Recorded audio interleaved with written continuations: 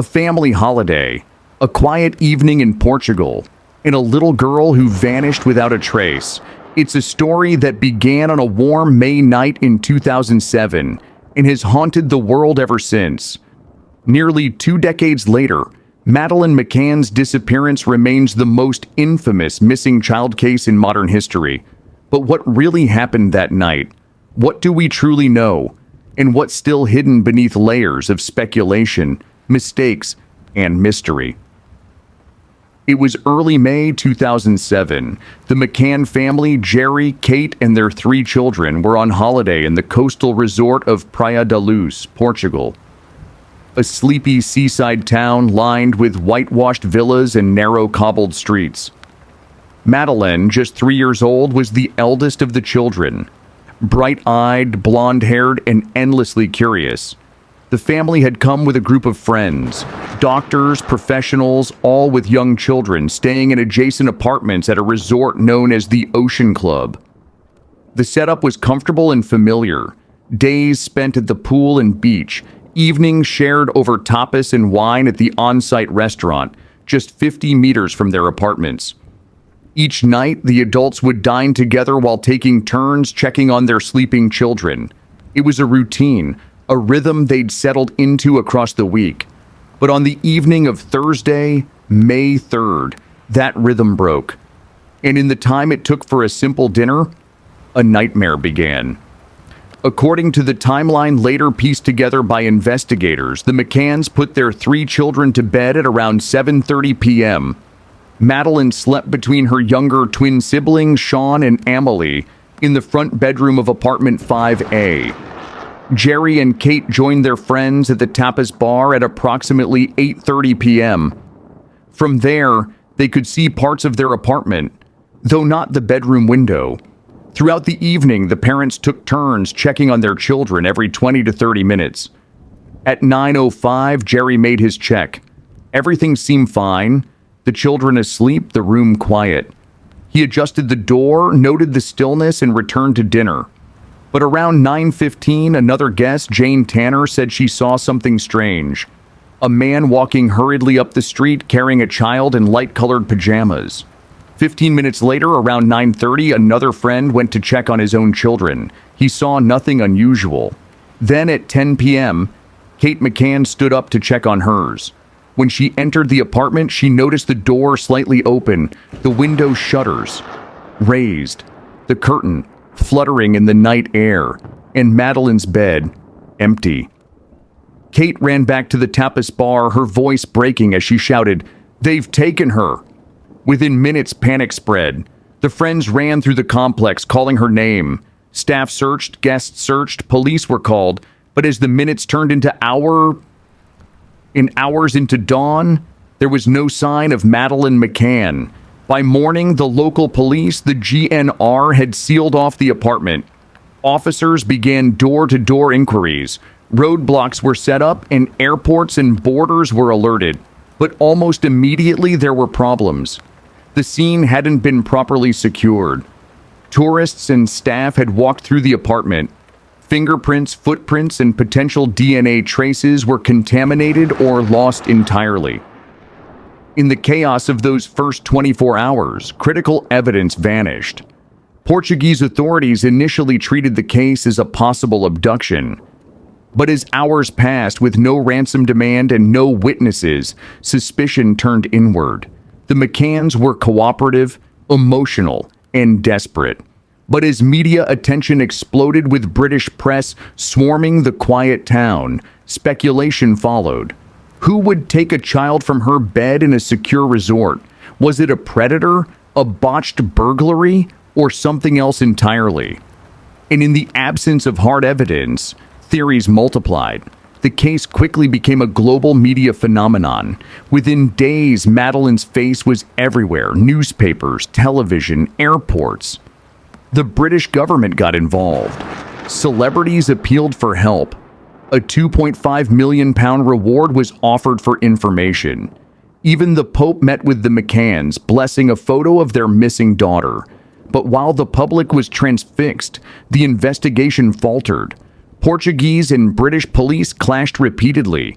Theories diverged. Some focused on an intruder, others began to suspect the parents themselves. In August 2007, 3 months after the disappearance, detectives publicly named a new suspect, a British man named Robert Murat who lived nearby. He denied any involvement and was later cleared. Then in September, everything changed again.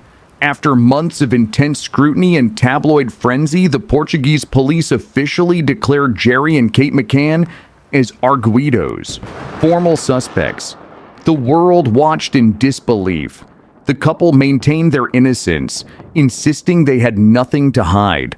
But whispers of inconsistencies in their statements and alleged DNA traces in the rental car they'd hired weeks after Madeleine vanished only deepened the divide. The McCanns returned to the UK soon after, still under suspicion, still without their daughter. And the case, already fraught with tragedy, was now steeped in controversy. Over the years, multiple theories have emerged, each with its own set of believers and skeptics. Theory 1. The intruder. That Madeleine was abducted by a stranger, possibly a burglar or child trafficker, who broke into the apartment and took her while her parents dined nearby. Supporters of this theory point to the open window, the sighting by Jane Tanner, and later reports of suspicious men seen around the resort in the days before the disappearance. Theory 2. The parental involvement. That something happened accidentally to Madeleine, perhaps an overdose or accident, and that her parents, panicked and fearing judgment, covered it up. Portuguese investigators once pursued this angle intensely, claiming cadaver dogs alerted to the scent of death in the apartment and hire car.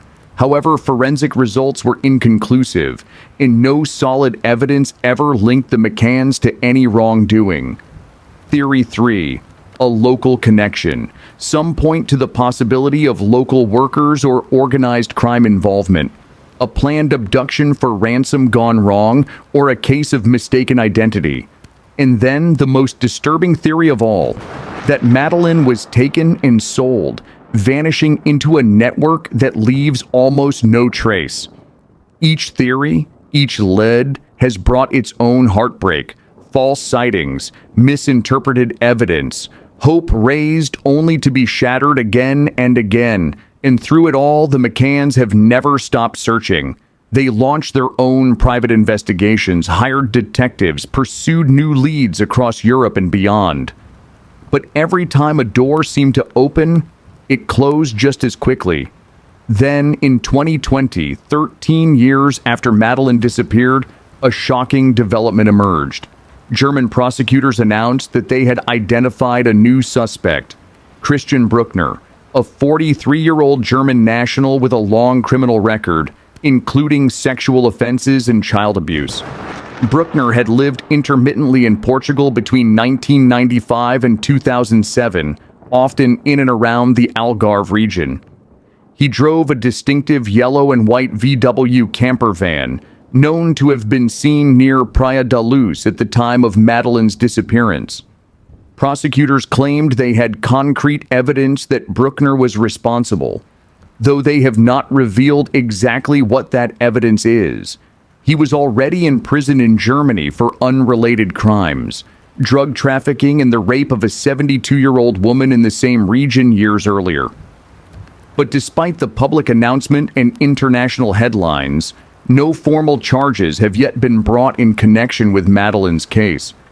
German investigators remain confident that she is dead, while the McCanns and Scotland Yard still officially treat it as a missing person case. Nearly 2 decades on, the truth feels both closer than ever and impossibly far away. So much time has passed, yet the same haunting questions remain. Who took Madeleine McCann? Why? And where is she now? Thousands of leads have been followed, hundreds of interviews conducted, tens of millions of pounds spent, but no definitive answer has ever emerged. Praia da Luz remains almost untouched, still quiet, still picturesque. But for those who remember that night in 2007, its beauty carries a shadow that never lifts. Some locals say they still see the McCann's faces on posters faded by the sun fluttering near the promenade. A reminder that one small moment, a door left open, a check missed by minutes can alter the course of countless lives. Perhaps that's the most unsettling part. That this wasn't just a story of crime or conspiracy, but of human vulnerability, of trust, of timing, and of how quickly safety can become illusion. And even now, with new suspects, new evidence, and renewed hope, there's one truth that endures above all others. A little girl named Madeleine McCann is still missing. And until the day she's found, this story remains unfinished. The case of Madeleine McCann changed the way the world looks at missing children. It sparked reforms in police cooperation between countries. It influenced the creation of international alert systems, and it opened long overdue conversations about media responsibility and public empathy. But for the McCanns, the story isn't one of systems or theories, it's one of survival. They've spoken rarely in recent years, choosing privacy and quiet faith over the endless noise of speculation. Every May, they release a simple message: hope, gratitude, and the same question they've asked since 2007. If you know something, anything, please come forward. Because even the smallest truth could bring an ending to a mystery that's defined their lives, and ours, for nearly 20 years. But here's where the story takes a darker turn. Recently unearthed evidence, cell phone records, campsite witness statements, and a series of photos discovered on an old hard drive may yet change everything. Did Madeleine know her abductor? Was this really a random act, or part of something far larger than anyone ever imagined? And if investigators are right, why have key details remained hidden for so long? Nearly 2 decades, thousands of theories, and still, no answers. But maybe the real question isn't where Madeleine is, but why the truth has stayed buried for so long. In 2020, 13 years after Madeleine McCann vanished from her bed in Portugal, German police named a man they believe could finally solve the mystery. A drifter, a predator, a man already behind bars. But who is Christian Bruckner? Why did it take so long for investigators to find him? And what secrets might he still be hiding? Christian Bruckner was born in Germany in 1976. From an early age, his life followed a dark and unstable path, marked by petty crimes, drug use, and escalating violence. By his 20s, he was drifting through Europe, living off theft, drug dealing, and scams. But hidden beneath the chaos was a far more sinister pattern: sexual violence. In 1994, he was convicted for molesting a child in Germany. Later, he was accused of multiple assaults in Portugal, where he lived off-grid near Praia da Luz in an old camper van. Neighbors described him as secretive, volatile, and quick to anger. He often camped in isolated areas, including, chillingly, near the Ocean Club. When Madeleine disappeared in 2007, Bruckner was 30 years old. At the time, he was living just a few miles away, frequently using different names, and driving a distinctive yellow and white Volkswagen Westfalia camper. Phone records later placed his mobile device near the Ocean Club that same evening, and at precisely 7:32 p.m., about an hour before Madeleine was reported missing, he received a phone call that lasted exactly 1 minute. The identity of the caller, CB, remains unknown. When German police first connected Bruckner to the case, it wasn't through a confession, but through fragments. A witness came forward in 2017, claiming that Bruckner had once boasted about knowing what happened to little Maddie. He allegedly said she didn't scream. Investigators began digging. They uncovered old files, seized vehicles, and searched multiple properties in Germany and Portugal. In one abandoned property in northern Germany, police found USB drives hidden behind a wall. Inside, thousands of images and videos of child abuse, and among them, photos showing Bruckner himself. The evidence was disturbing, but not enough to prove a direct link to Madeleine. Still, German prosecutors were convinced.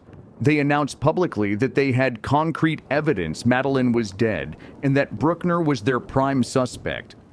But when pressed for details, they refused to say more.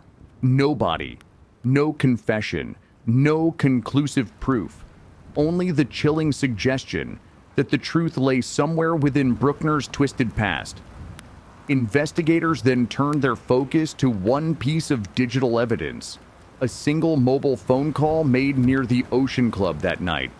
Records showed Bruckner's phone was active in the area between 7 p.m. and 8 p.m. At 7:32, he received that 1-minute call. Police traced it to another Portuguese number, one they still haven't publicly identified. The timing was hauntingly precise. The call ended moments before the McCanns sat down to dinner. Was it a tip-off, a signal, or pure coincidence? In crime investigations, coincidences are rare. But the call left more questions than answers, especially when investigators discovered Bruckner had switched off his phone shortly after. It would remain off for nearly 12 hours, turned on again only the next morning. By then, Madeleine was gone. To understand Bruckner, detectives began examining his other crimes, searching for patterns. In 2005, just 2 years before Madeleine vanished, he broke into the home of a 72-year-old woman in Praia da Luz. He tied her up, raped her, and filmed the assault. The similarities were chilling. The location, the timing, the method of entry. The victim's home was just a 10-minute walk from apartment 5A. He was later convicted for that attack, but not until 2019 after DNA linked him to the scene. It raised an uncomfortable question. Had he struck before or after? Because as investigators dug deeper, they found other cases, unsolved disappearances of young girls across Europe, that bore the same disturbing signature. In 2004, 5-year-old Inga Gericke vanished during a family picnic in Germany. In 2015, Bruckner's name surfaced again in connection with that case. But once again, evidence was insufficient. Over and over, he seemed to slip through the cracks, changing countries, names, and cars, always one step ahead of the law. When Bruckner's name became public, the media frenzy reignited. Headlines screamed, "The monster of Praia da Luz." Old wounds reopened for the McCann family, who once again found themselves at the center of speculation. For Kate and Jerry, it was both hope and heartbreak. Hope that they might finally learn what happened to their daughter. Heartbreak that, after all this time, the story was still unresolved. They released a short statement. "We will never give up hope of finding Madeleine alive, but we will accept any outcome that gives us peace." And still, silence. Bruckner denied everything. From his prison cell, he wrote to journalists insisting he was being framed, claiming the investigation was political theater. He offered no alibi, only defiance. In 2022, police returned to Portugal, this time to a remote reservoir, just 30 minutes from Praia da Luz. Locals called it Barragem do Arade. Bruckner had reportedly visited the site frequently, even referring to it as his little paradise. Over 3 days, divers, forensic teams, and sniffer dogs combed the shoreline. They found rags of fabric, fragments of plastic, and small bones. Speculation erupted instantly. But after laboratory testing, investigators said the remains were not human. Whatever clues the search uncovered have never been made public. The secrecy has fueled even more questions. Why so much silence from German authorities? And why continue to withhold the so-called concrete evidence?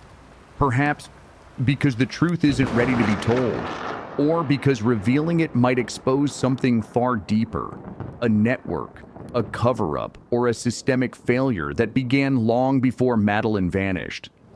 In 2023, leaked reports hinted that police had uncovered previously unseen footage, tapes recovered from Bruckner's storage unit in Germany. Rumors claim the material included recordings from the Algarve region, filmed between 2006 and 2007, but none of it has ever been released. Still, one detail stands out. Bruckner once lived less than a mile from the Ocean Club. From his rented home, he could see the same street where Jane Tanner saw a man carrying a child that night. Was it him or someone else entirely? The resemblance described, blonde hair, slight build, barefoot child in pajamas, has never been disproven. Yet eyewitness memory fades, and what remains is the blur between what we think we saw and what we want to believe. Maybe that's the hardest part about this case, that every answer seems to open another door, and behind each door is only another question. As of today, no one has been charged with Madeleine McCann's disappearance. The case remains officially open and the search continues. Scotland Yard's Operation Grange still reviews evidence. German authorities say they are closer than ever. And the McCanns, even after 18 years, still keep a bedroom ready for their daughter. A pink room filled with photos, books, and gifts from strangers who never stopped caring. For some, it's a story about a crime. For others, a failure of justice. But for one family, it's simply about love and a promise to never stop looking. But there's one final detail investigators never disclosed. A missing 30-minute gap in Bruckner's movements that night. A period where his van was unaccounted for, and later found miles away from Praia da Luz. What happened in those 30 minutes? Where did he go? And who, if anyone, was with him? Do you believe Christian Bruckner is guilty, or is the truth something much more complicated? 30 minutes. That's all it took between laughter over dinner and the moment the world changed forever. For years, investigators have asked the same question. What really happened in that half-hour window? The gap where Madeleine McCann simply vanished from existence. The answers we've been given are conflicting. The evidence, incomplete. And nearly 2 decades later, the truth may be far stranger and darker than anyone ever imagined. It was Thursday, May 3rd, 2007. The McCann family's last full day in Praia da Luz. The resort was quiet, the heat of the afternoon fading into a cool Atlantic breeze. The children played in the creche, then joined their parents for bedtime stories and milk before being tucked into their twin beds around 7:30. At 8:30, Kate and Jerry joined their friends at the Tapas Bar, their usual dinner spot, a short walk from the apartment. They took turns checking on the children every half hour. At 9:05, Jerry did his check. He later recalled pausing at the door, seeing his 3 children fast asleep, Madeleine lying on her side, clutching her soft toy, Cuddle Cat. He quietly closed the door and walked back into the night. Minutes later, at around 9:15, another guest, Jane Tanner, saw something strange. A man walking briskly along the road near the apartments, carrying a small child dressed in pale pink pajamas. The child's head rested limply against his shoulder, but no one stopped him. 15 minutes after that, silence. The dinner continued. The laughter carried. And inside apartment 5A, something irreversible unfolded. Investigators call it the vanishing window. Between 9:15 and 9:45 p.m., 30 minutes where Madeleine was last known to be alive, and then wasn't. No one checked during that time. No CCTV, no witnesses inside the resort.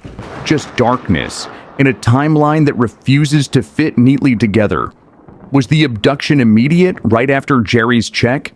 Or later, just before Kate discovered her gone? The small apartment sits on the corner of the ground floor, its windows facing a narrow public path. Anyone could have approached unseen. At 10 p.m., Kate returned to check. She entered the room, saw the window open, the curtains fluttering, and the bed empty. She screamed. Her cries echoed through the resort. Her friends ran, the police were called, and the quiet seaside town erupted into chaos. But by then, it was already too late.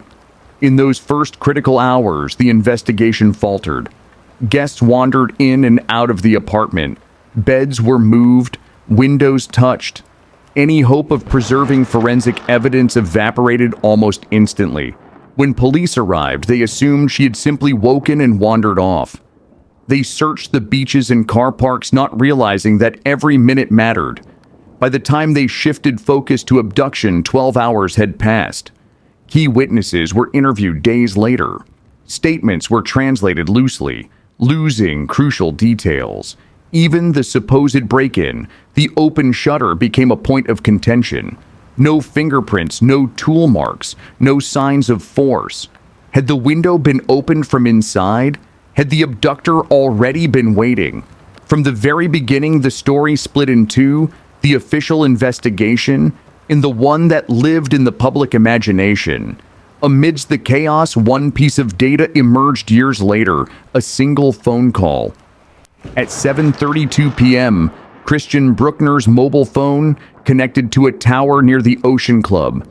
The call lasted exactly 1 minute. Investigators traced it to another Portuguese number still unidentified. Minutes later, his phone went silent until the next morning. To this day, no one knows who called him or why.